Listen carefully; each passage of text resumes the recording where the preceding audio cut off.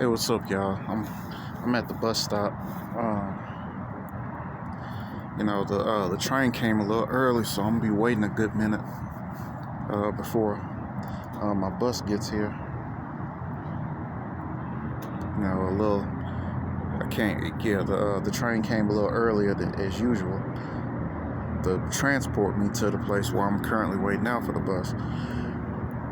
Yeah, man.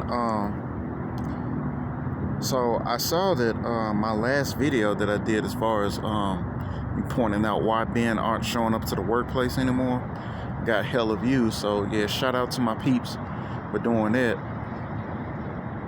Now for fucking with me, cause I'm like, yeah, that's an agreement. I mean, y'all clearly are in agreement of what I was saying as far as why men are, and surely enough. Now imagine how crazy it is, right? So we already saw the like stuff like this being reported on the news, like 60 Minutes, and surely enough, there's reports of port workers across the East Coast, like the coastline back east, going on strike. You can't make this stuff up, bro. You can't make this stuff up. And I was just talking about that. I was just talking about how men walking away from the workforce, and that is a full cut view of exactly what the fuck I was talking about. And I mean, just evidence, like manifestation to word, if you will, of what that looks like. Now, fortunately for us, I hear that that they've been hired back on and they got their demands, which is good, because last thing we need right now are food shortages. Last thing we need not right now are the trucks stop and running. But it's a staunch reminder of what's coming. Oh, it's coming. It's definitely coming. That is coming. Where, for whatever reason, either those workers stop coming for whatever reason, whether they voluntarily choose to stop working or they involuntarily stop working because they get furloughed. That is coming to a theater near us. So with that said, it's time, and I've known it for years. It's been time that we got to get our food. We got to get our food. We got to go online and get our emergency food supplies, and with that, we need things to protect the food. That being the guns, the gas. And it kind of reminds me of that phrase in economics, guns and butter. Quite literally, guns and butter. You need the butter so you can put food on the table when the stores close down due to food shortages, and folks running up in there panic buying and basically raiding the place. And we gonna need the guns to protect the food, the butter. So having said that, I'm gonna use what 25 minutes I have left to go in on this situation that's been going on in Memphis, right? My former town of Memphis.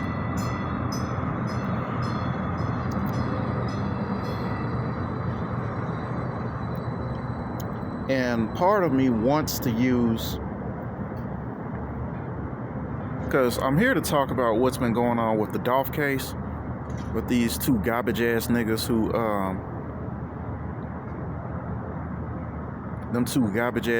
killed Dolph, right? And it's almost like that song that ironically enough, it was Dolph's 100 Shots. Well, I was gonna say that I kind of want to use the convict, because there's two main things going on in Memphis right now. It's the Dolph case and the Tyree Nichols case. Two main things going on right now. So garbage ass Memphis is on the map for real right now for things that Memphis natives like me know all too well that Memphis is known for, and that's murder. Memphis being put on the map for the whole world to see, as if,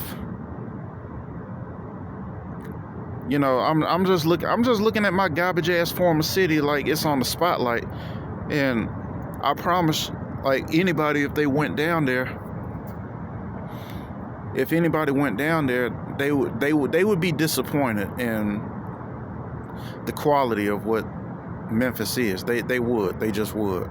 They really would.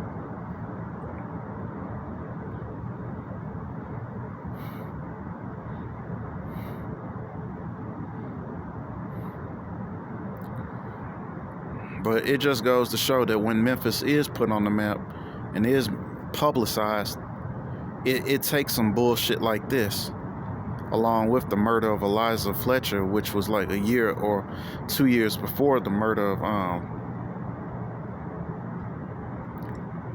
of Tyree Nichols. I don't want to say it was a year after Dolph got murdered that happened to Eliza Fletcher. So these are my thoughts as far as why I'm not even surprised in the least, to say the least, as far as how Memphis Ninjas move, because they supposedly put 100K on Dolph's head. Supposedly, that's what Big Jook, you know, the big walrus looking ass nigga who was Yo Gotti's brother, who got killed this year. And all the way I'm coming with disrespect. Hell yeah, I'm saying that nigga Big Jook looked like a whole walrus, while Yo Gotti's punk ass up here running up out of the country. But what did I tell? Didn't I tell y'all in that last video that I made about Big Jook that most likely that the chances of Big Jook getting killed were most likely by Gotti himself? That it wouldn't surprise me. Y'all don't know Memphis. Y'all don't understand Memphis niggas the way I understand Memphis niggas. And you know why? Because I am a Memphis nigga. I know how those niggas think. So imagine my surprise, or the lack of, when I learned that Big Jook probably got off by his own garbage ass brother, and that Big Jook, when he was alive and ordered the hit on Dolph, that he promised them niggas all that amount of money, only to turn around and give them $800.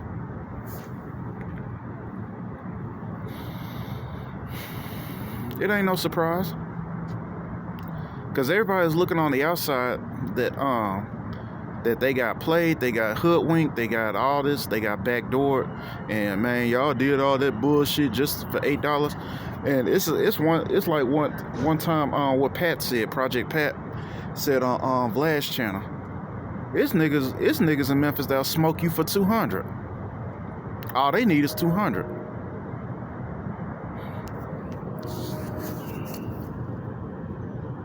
I mean, not that these goofies are them type of niggas. They were just that, some goofies. Goofy. And to go back to Dolph's song 100 Shots, y'all know that part where he said, like, all the niggas always talking about gang, but if you get caught, you gonna tell on the whole gang. And what this garbage ass nigga been doing while the other nigga been sitting up in court, acting like taking notes or doing whatever the hell, like that's gonna do him any good at this point.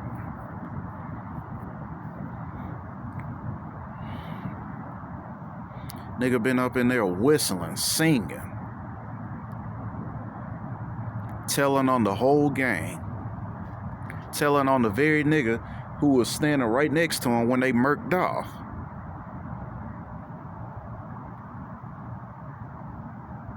None of this surprises me. I'm just here because, like I said, I don't want to make I definitely wanted to make a video, and I was gonna wait for Saturday to do it, during the day that I'm off. But I figured a video like this ain't worth no hour long, much less 2 hours. It ain't. For me to get on, express my contempt about the whole situation, and between what's going on with the Dolph case, what's going on with the Tyree Nichols case, what little I can say about that bullshit. Because the little that I can say about that bullshit is that it was just that's some bullshit. And for that bitch ass nigga who's all of a sudden crying, I'm like, nigga, it's too late for that bullshit. It's too late for that bullshit. It's too late to be crying, my dude. Tyree Nichols is dead. You weren't worried about none of that. You weren't worried about none of that shit when you was stomping Tyree's head in, bro, and knocking him upside the head with a billy club. Because why were you doing that to an unarmed suspect? Because you was mad. You was mad because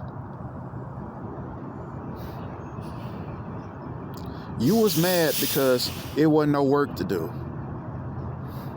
And you see what I'm saying about you see what I'm saying when I say not only what I say about Memphis, but what I say as far as all these unhinged psychopathic cops patrolling the streets of Babylon, out here wanting the smoke, out here wanting to get just so that they can say they doing their job. Probably having itching to get in a shootout. So much so that they had to target an unlucky nigga who just happened to move to Memphis from Sacramento, came all the way from California just to get beat down worse than Rodney King. That's Memphis for you, bro. So when I say the things that I say about Memphis, and lately, y'all notice I've been kind of leaving Memphis alone, because I'm like, shit, why bother chewing on Memphis's leg when I got garbage ass Denver? That shit ain't fair. The kind of bullshit that I see in Denver, Colorado, it ain't even fair how bad. I'm like, it ain't even fair how easy it is to check these niggas and talk fucked up about them. That shit ain't even fair. But I stay on Denver's head, so why bother with Memphis? But having said that, try to move away from these loud ass trains and buses.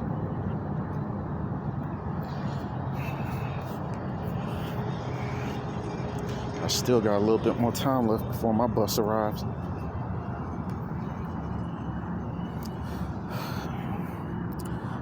But having said all that, I grew up in Memphis. And having said that, I know Memphis. I know Memphis niggas. I know Memphis cops. I know how they are.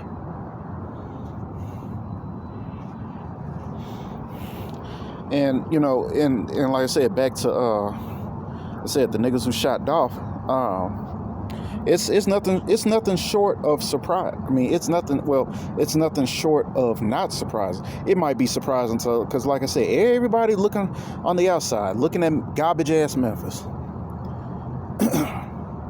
And I actually I saw some, because it's this new garbage ass nigga, and I already forgot his name, but it was some goofball ass nigga wearing a shiesty mask. And they were actually in Memphis when Charleston White was doing an interview with this goofy ass nigga, and he's up here asking him all these basically loaded questions, bad faith questions, if you will, about how he feel about Memphis. And the nigga, even with all the bullshit that's going on in Memphis and that has been going on with Memphis, I know what the nigga was trying to do. He was basically saying, nigga, I dare you to talk fucked up about my city. And Charleston White didn't give a fuck. I was like, okay, nigga, let me talk fucked up about your city. Let me talk fucked up about your state. He called Tennessee a slave state. Was he lying? Was he lying? He said Memphis niggas kill Memphis niggas. Was he lying? Because again, look at Dolph. Look at Jupp. And you know, if it's one thing that I learned in Memphis, man, that I very much apply to this city, is stop wasting your time. And that was a long time ago I learned that. Stop wasting your time trying to get along with Memphis niggas, because Memphis niggas don't even like Memphis niggas. And that's a principle I had to apply here in garbage ass Denver. You trying to figure out how not to come across as, I don't know, homeless, or how not to come across as somebody the Denverites don't approve of, when they don't even approve of themselves. They don't even like themselves. So you're wasting your time. Whatever it is you trying to do to seem presentable or approachable as if that's going to advance you, knowing damn well it's not, you're wasting your time. So, you know, if wearing something like this, which I got from Bass Pro, and which I find interesting, because now the trend now is wearing Bass Pro caps. That's the thing now. That's the thing now. For whatever reason.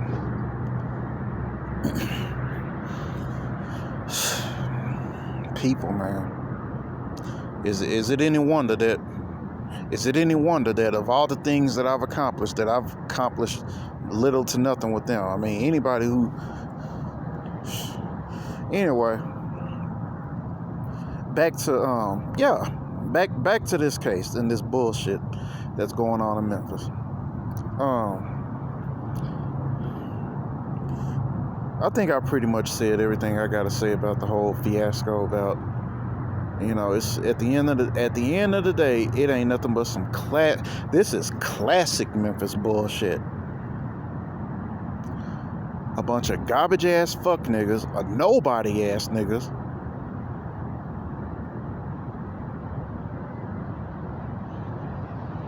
just like Tariq said one time, like niggas that you didn't even really know like that, never even really fucked with like that, they were just the niggas who hung around. They were just some in the background ass niggas.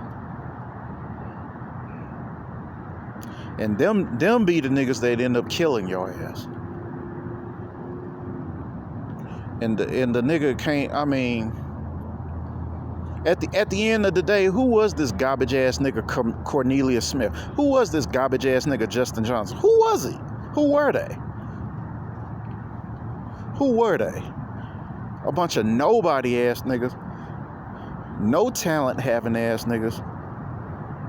And you know, it's gems. It's gems of lessons to be learned from this situation, as well as, very ironically, much similar to that of Nipsey Hussle.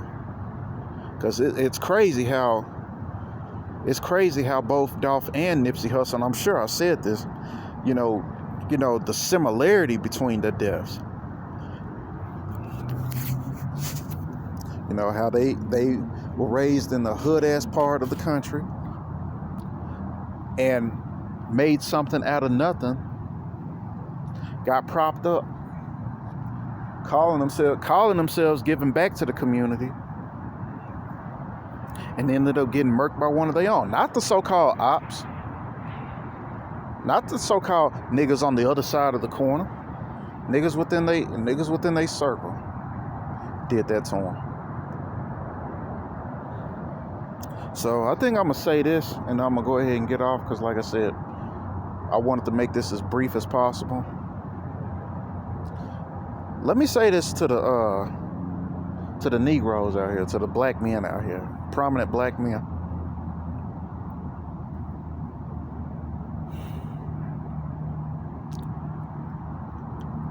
If and when you come up in life you're gonna have this. You're gonna feel this obligation to come back home and basically take care of your people. You're gonna have this. You're gonna have this pre-notion to do that, and I'm here to tell you, don't do that, because you see what it did. You see what it did to Nip, and we see what it did to Dolph.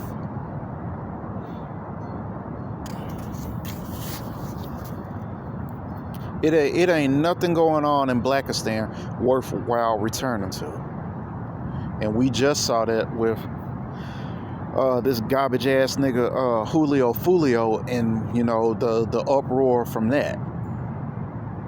I mean, example after example after example after example for years now. And I can almost appreciate the black community for treating me the way it's treated me, so much in such a way that I am very much intent on reciprocating that, on showing reciprocity, because I am a man of reciprocity. It's not so much that I'm a man of revenge, or that too maybe, but I'm definitely a man of reciprocity. So my intent is to give the black community exactly what it gave me. Exactly what it gave me. As a benefit is. And that is absolutely nothing. Jack squat diddly. The same way they gave me. I mean, I'm telling you, bro, that this bullshit right here is exactly why I can't go back to garbage ass Memphis. And even with all the hype, even with all the and I hate doing it, bro. I hate making empty promises, telling my folks that I'm gonna be, yeah, man, I'm coming back to Memphis to visit, or I might even come back to stay there for a while. I'm like, no, and because and my thesis is, it's not that I'm trying to be, maliciously deceitful or anything. I'll genuinely be thinking, what if something fucked up happens out here? I'm like, I can't stay here, because knowing how cold it gets here too. And the ninja gotta go back. God in heaven forbid. God forbid. Most High forbid. No, the name of the game is to get out of the hood and then stay out of the hood, because a prophet is not welcome in his hometown.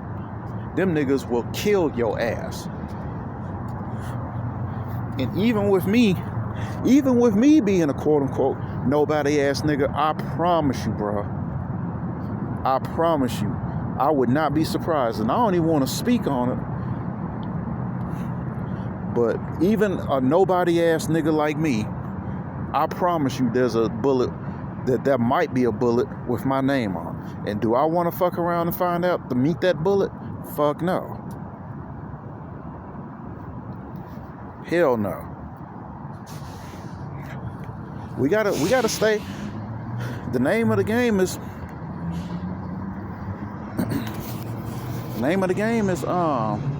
when you leave the hood, stay out of the hood. Don't be going down there trying to help black people. Because if it's one thing that I understand about niggas, is that they can't be helped. There's nothing you can do for them.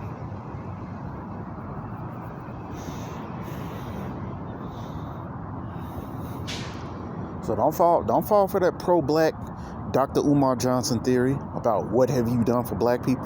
I'm like, I've done plenty for black people. In fact, I've done plenty for black people. But you know what my greatest achievement doing for black people, which I dare say I have yet to achieve and fully accomplish, is doing exactly what black people as a collective have done for me. Which, as far as I can tell, is, besides one, make my life a living hell, two, absolutely nothing. If I haven't accomplished that already, I have yet to accomplish that.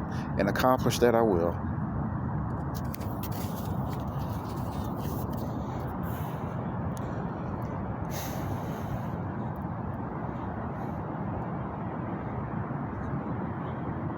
Because, I was just thinking about how wise I was at such a young age to avoid, and this is what I was talking about when I was telling y'all the kind of Negroes I had to avoid.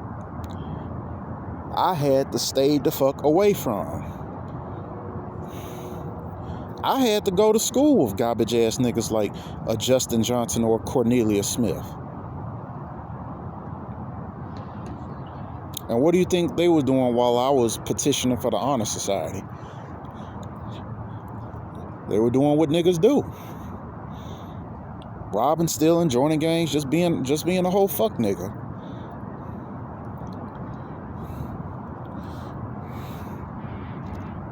And now here they are getting ready to go off to Shelby County Correctional Facility for the rest of their motherfucking life.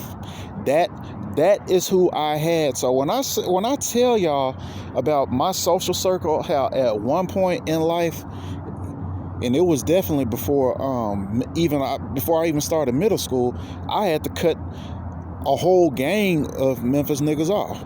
Because one, I transferred, so that separated me from the friends I did have, who seemed to have come up decent. At least I hope they did. I hope they came up decent. But yeah, it speaks volumes to everything. So I hope this can provide, as y'all watch the court videos and this fuck nigga of what I was talking about when I said that, you know, the kind of niggas that I had to avoid. My bus is here, so I'm gonna leave it at that. Leave it at that, and leave the community exactly the way I found it.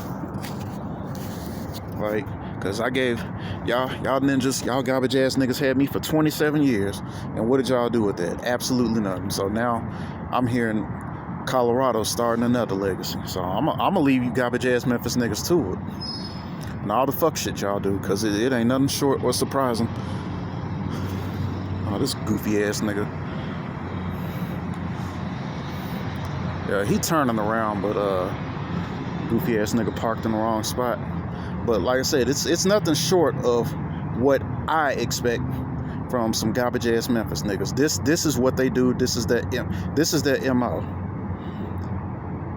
And for all of those who are surprised, or you know, looking from the outside, take it from a nigga who was in the inside the hourglass.